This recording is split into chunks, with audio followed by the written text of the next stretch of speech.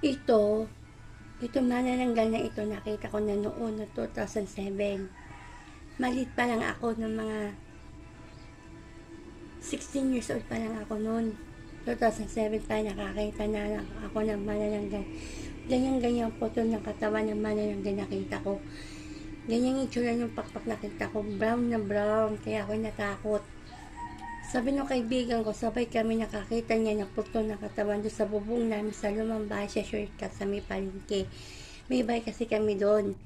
Di ko alam, may nakahapon doon ng ganyang itsura ng manananggal. Yan, yung manananggal na yan. Ako'y natakot nung time na yun. Maliit pa ako noon. Nadanas ko na ito. Ito manananggal na ito, nakita ko na yan. Puto na, ilang beses ako nakakita ng ganitong manananggal. Kahit dito kami lumipat, binabalikan ako ng manananggal. Gusto niya akong kainin.